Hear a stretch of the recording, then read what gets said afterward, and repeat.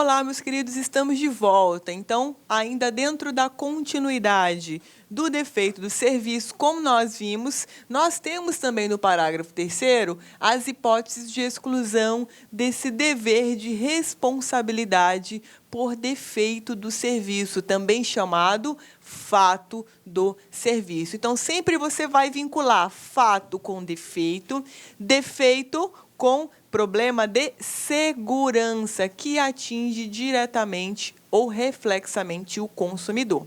E aí veja que nós temos também, né, o fornecedor ele não é responsabilizado. Então, da mesma forma que com relação ao produto, nós temos as hipóteses de exclusão do dever de responsabilização. Aqui, 2 incisos. Quando o serviço tendo sido prestado, não tem nenhum defeito. Ou seja, fiz lá a química, alisei meu cabelo. Então, veja, a rigor, o serviço foi prestado e não houve nenhum defeito na prestação desse serviço. Ou, quando for culpa exclusiva do consumidor ou de terceira pessoa. E aqui, para além dessas 2 hipóteses, com relação ao fato do serviço, a gente tem também o caso fortuito e força maior.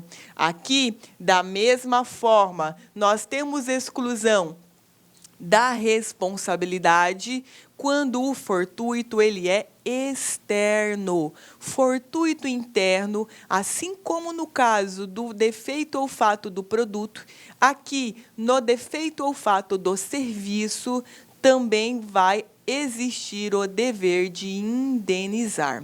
Maravilha? E aí veja, aqui no fortuito interno e externo, com relação à prestação de serviços, eu trouxe para vocês de forma mais pormenorizada, justamente porque são essas as hipóteses que caem em prova. Agora veja, o que eu trouxe aqui na tabela, que inclusive não está tão inteligível para você que está me assistindo agora, mas aí no seu material você está acompanhando, veja que não estão na lei essas hipóteses. Na verdade, eu separei para vocês aquilo que o STJ tem interpretado como sendo fortuito interno ou como sendo fortuito externo. Maravilha? Então, por exemplo, fortuito interno, quando eu tenho roubo, latrocínio no interior de agência bancária, no interior de estacionamento de agência bancária.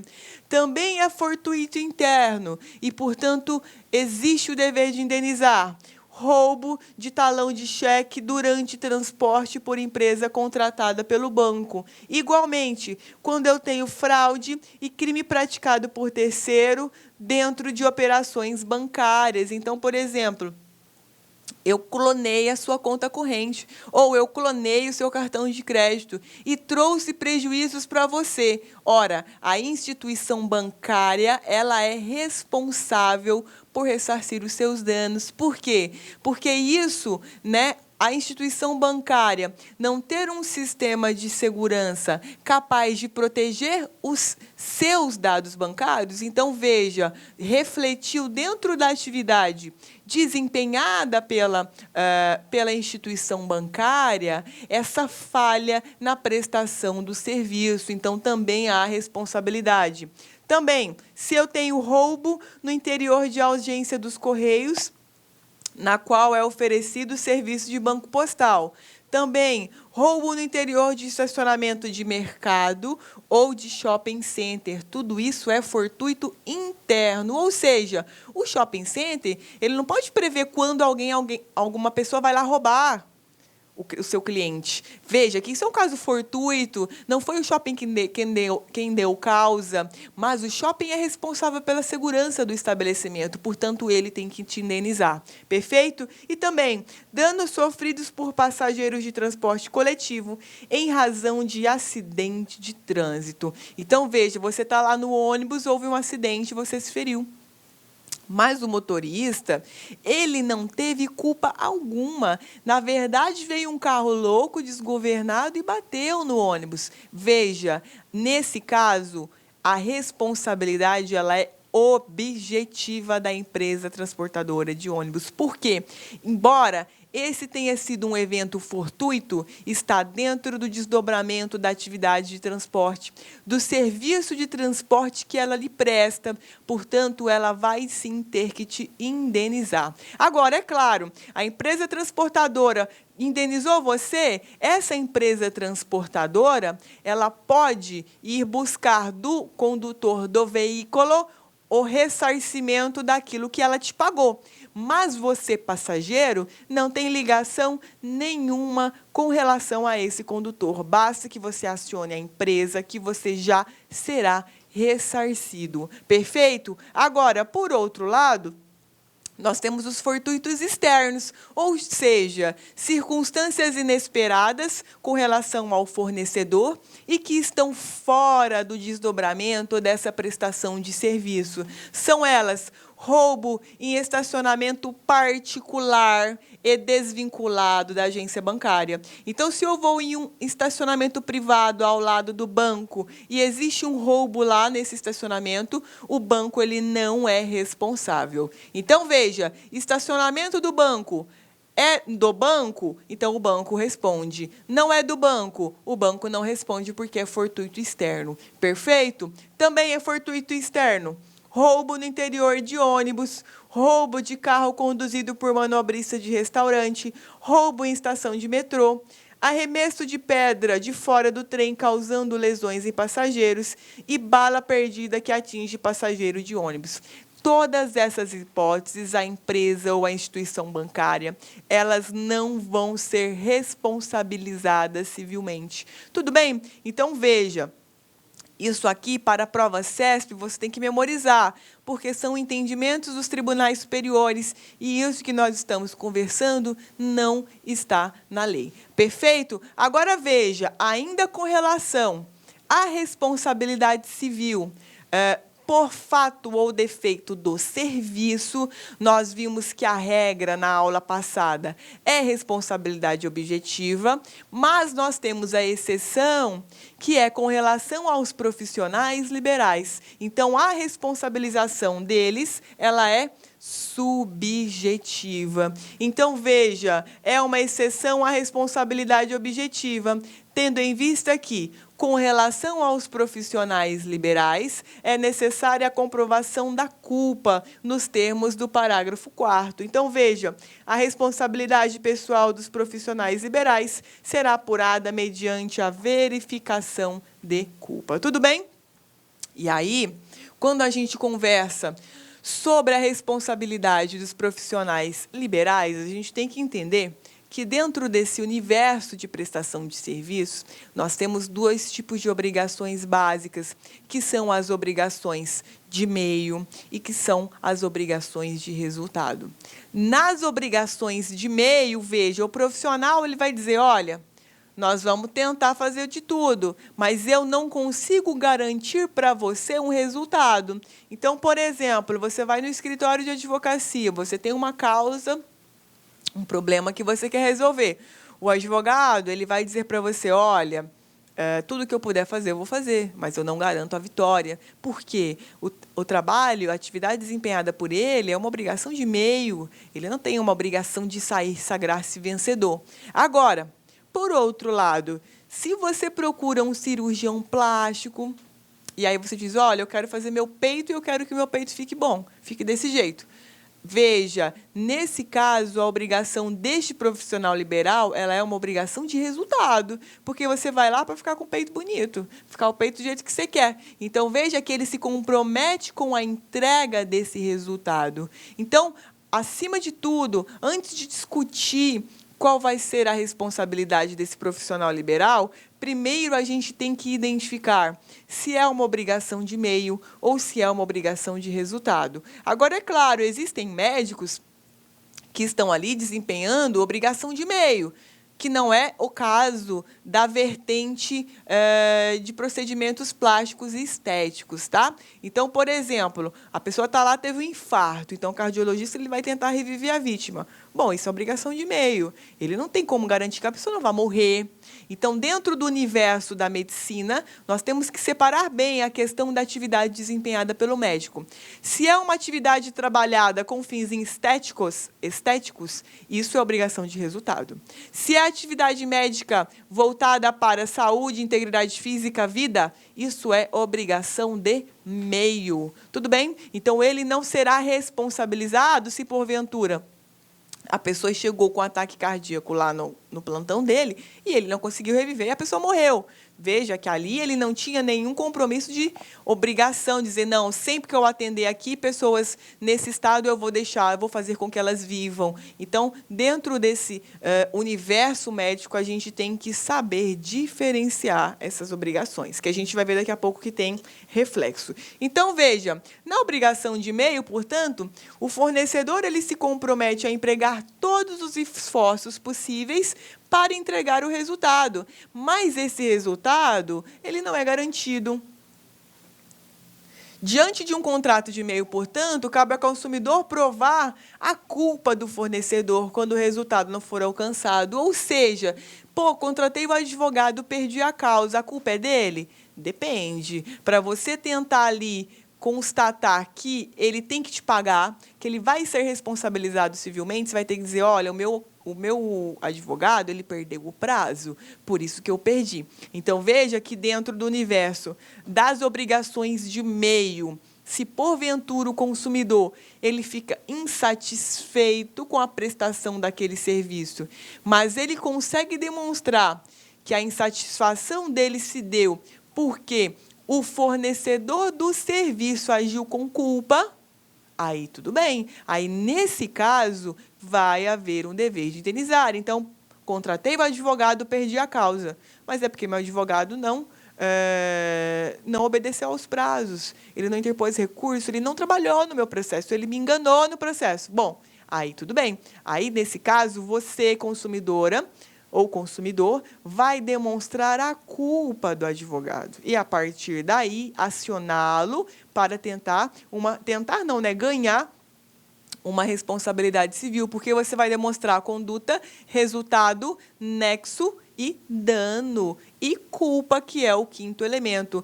Lembra que na objetiva são 4? Nesse caso do profissional liberal, quando a obrigação é de meio e foi ele quem fez a cagada, você demonstra a culpa e você vai ser indenizado. Tudo bem? Agora, na obrigação de resultado, o fornecedor garante o resultado. Assim, caso o resultado não ocorra, a culpa é presumida desse fornecedor. Então, por exemplo, fui lá colocar um peito.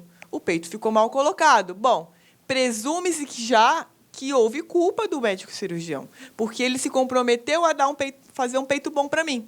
Então, veja que nós temos essa diferenciação, ok? O STJ, ele entende, como nós acabamos de conversar, que cirurgias estéticas, plásticas, são obrigações de resultado. Agora, a responsabilidade, ela continua sendo subjetiva. Como assim? Ora, você vai ter que demonstrar que ele foi culpado. Mas veja que, nesse caso aqui, de cirurgia estética, essa culpa ela é presumida. Você já parte da premissa de que é isso, ou seja, você não vai ter que produzir milhões de provas para dizer que a culpa foi do médico.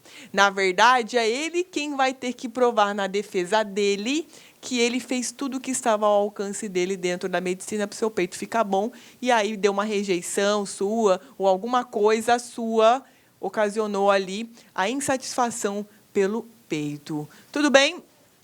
E aí, veja, portanto, nesse caso, sempre vai haver uma inversão do ônus da prova. Então, eu digo assim, olha, o meu peito não ficou bom, esse cara vai ter que me indenizar. Então, o médico ele vai ter que provar, na verdade, que ele não teve culpa, porque se ele não consegue, ele tem que indenizar. Então, muita atenção para essa peculiaridade dos profissionais liberais, ok? Então, veja, cabe ao réu demonstrar que não houve culpa. Para diferenciar, determinou que nas obrigações de meio, a culpa é provada. Então, veja, se o meu advogado ele fez filha da putice comigo, eu tenho que provar. Então, eu, consumidora, tenho que ir lá, pegar uma cópia do processo, mostrar no meu processo de indenização, falar, olha, o cara perdeu o prazo, o cara fez isso, o cara fez aquilo. Enquanto que nas obrigações de resultado, eu não preciso fazer isso. Eu tiro uma foto do meu peito torto e já peço indenização para o cara. Eu não preciso provar que ele errou na operação. Eu não preciso provar que ele tinha que ter feito um procedimento, ele fez outro. Não. Tudo é ele quem tem que provar. Tá? Então, essa é a diferença das obrigações de meio e resultado. Nas obrigações de meio, portanto, existe a necessidade de provar a culpa dos profissionais liberais, e nas obrigações de resultado, não. A culpa é presumida. Então, portanto, quem deve provar a inocência é o profissional liberal e não o consumidor. Tudo bem? E aí, dentro desse universo, nós temos a responsabilidade dos médicos e dos hospitais, que, sem dúvidas, é o que mais cai em prova. Da mesma forma que os médicos, os hospitais, eles também se enquadram aqui no artigo 14, mas a responsabilidade dos hospitais é objetiva. Então, nós temos profissionais liberais subjetiva, sendo que dentro da subjetiva, obrigação de meio, a culpa tem que ser provada, obrigação de fim, a culpa é presumida, enquanto que do hospital a responsabilidade é objetiva. Ou seja, eu não preciso provar dolo, eu não preciso provar nada. Comprovado o dano, o nexo, o defeito e a conduta, já está ali patente o dever de indenizar. Tudo bem? Então, com relação a isso, os hospitais e médicos, o STJ tem 3 posicionamentos. Então, o primeiro deles é o seguinte: se eu tenho um dano causado pelo hospital, dentro da falha da segurança, intoxicação alimentar, infecção hospitalar, veja, somente o hospital responde de forma objetiva. Então, por exemplo, eu vou colocar um peito lá na clínica. Falando muito em peito, né? Você vai pensar, a professora vai colocar peito. Não, ainda não. Daqui uns 2 anos eu coloco. Então, veja, eu vou colocar peito lá na clínica. Gente, é mais fácil com mulher, né? Eu vou dar um exemplo com o homem. O homem vai colocar o quê? Então, vamos deixar do jeito que está, no peito mesmo. Então, veja, vou colocar peito na clínica. Contratei um médico. E aí o médico vai falar, olha, lá eu atendo na clínica tal. Então, perfeito. Então, eu vou lá para o hospital tal para colocar esse peito. Perfeito. Coloquei o peito lá. Procedimento cirúrgico do médico impecável. Mas eu peguei uma infecção hospitalar. Então, veja que, nesse caso, eu não vou entrar contra o médico, eu vou entrar contra o hospital. Por quê? Com relação ao hospital, eu não tenho que provar nada. Eu tenho só que dizer assim, olha, operei no hospital, peguei infecção. Então, eu tenho uma responsabilidade objetiva do hospital em ter que me indenizar por esse dano estético, esse dano moral ou esse dano material, ou todos os danos ao mesmo tempo. Por quê? Porque, para mim, é mais fácil litigar em um processo em que eu não preciso me desgastar provando culpa. Porque se eu quero, por exemplo, esse médico filha da puta fez eu pegar a infecção. Se eu entro contra um médico, veja que ali a responsabilidade é subjetiva. E veja, a infecção hospitalar é algo que você vai discutir se isso está dentro ou não do resultado que ele me prometeu. Porque ele me prometeu um peito bom. E infecção não tem nada a ver com o peito ficar bom ou não. Tem algo, está vinculado à cicatrização, à infecção, ao local em que eu me encontrei para a cirurgia. Percebam? Então, veja que eu entro direto pelo hospital, contra o hospital, e digo assim, olha, peguei infecção aqui, meu filho, é você que vai indenizar. E aí o hospital é objetivamente responsável. O médico ele fica fora desse dever de indenizar. Perfeito? Segunda hipótese. Quando o dano é causado pelo médico, a responsabilidade do hospital é subdividida. Então, veja, primeira hipótese, lembra que eu falei 3, né? Já vimos a primeira. Segunda hipótese aqui dentro do tópico 2. Há vínculo do médico com o hospital. Então, veja, o médico ele trabalha dentro do hospital, ele atende no hospital, ele marca a operação no hospital, diferente do caso 1, né? O caso 1, o médico me atendeu na clínica e operou no hospital X. Aqui não, é tudo dentro do hospital, o médico é do hospital. Veja, o que vai acontecer? Vai haver uma responsabilidade pelo dano causado junto com o médico. Então, o hospital e o médico respondem. Então, se o consultório é lá no hospital, se eu fiz tudo pelo hospital, os dois respondem, hospital e médico. Ressalte-se que não precisa de vínculo. E o médico não tem carteira assinada. Dane-se. Para direito do consumidor, basta que o médico trabalhe dentro do hospital. Tudo bem? Nesse caso, o hospital ele responde de forma objetiva pela culpa do médico. Mas o médico, eu tenho que comprovar o quê, gente? A culpa do médico, ok? Então, veja. Tá, professora, mas você não falou que, no exemplo do peito, que a culpa é presumida? Sim, mas aqui é a regra geral. Não estou dizendo que é de procedimento estético. Vai ter que provar a culpa. Se for um procedimento estético, a gente sabe que essa culpa existe e ela é presumida. Só muda isso. Então, o que você tem que entender? Que, com relação a médico, na obrigação de meio e resultado, tem que ter culpa nos dois, óbvio. Só que a diferença é que um você tem que provar e no outro não. Então, aqui, dependendo dessa natureza, se é meio ou fim, tem que provar ou não. Mas, veja, existe a culpa. Então, o médico responde sem ter que provar nada. Você só vai dizer, olha, aconteceu aqui no hospital. Mas, com relação ao médico, você vai ter que dizer, olha, culpa dele. Mas a culpa aqui é presumida porque era uma cirurgia estética. Tudo bem? Agora, a terceira variável. Não tem vínculo do médico com o hospital. É o que está acontecendo hoje em dia, né? O médico atende na clínica e aí ele vai lá operar. Não responde pelo dano causado pelo médico. Serão as hipóteses em que o médico utiliza apenas o espaço do hospital. Então, por exemplo, vamos pegar lá a primeira hipótese do peito. Fui no médico, o médico falou, belezinha, vamos operar na clínica tal. Tudo bem. O problema foi que meu peito ficou ruim, mas eu não peguei infecção. Foi só um problema da parte estética, da cirurgia propriamente dita. Bom, nessa hipótese, o hospital está fora. Só vai ser responsabilizado o médico. Tudo bem? Então, veja, se eu vou fazer um procedimento médico, consulto num lugar e faço em outro, no hospital, e no hospital eu peguei infecção ou tive um problema de segurança lá dentro, o hospital responde objetivamente e o médico está fora. Agora, médico dentro do hospital. Médico e hospital respondem juntos. Agora, médico, hospital, problema só por conta do médico. Então, só o médico responde se ele está fora. Então, ele usa o hospital, o espaço físico do hospital para operar, mas ele que fez a merda, só ele que responde, o hospital está fora. Então, essas são as variáveis aqui que o STJ trabalha. Então, o que você tem que perceber e entender? O hospital não tem nada a ver com o médico, só vai responder por aquilo que é fora do procedimento cirúrgico. Segurança, instalação, medicação, tudo bem? Se tem algo vinculado ao procedimento, estão os dois juntos ali, que é a segunda variável. Tudo bem? E aí, veja, portanto, nós temos a seguinte diferenciação que eu trouxe aqui para vocês, que está elegível aqui, mas o seu material está maravilhoso. Responsabilidade civil pelo fato do produto e do serviço. Como que funciona? O fato gerador é o defeito, e o defeito ele sempre vai comprometer a segurança do bem de consumo, provocando danos externos. Então, veja, fato, defeito do produto ou serviço, algo vinculado com a segurança, que é externo, para fora da existência do produto ou do serviço.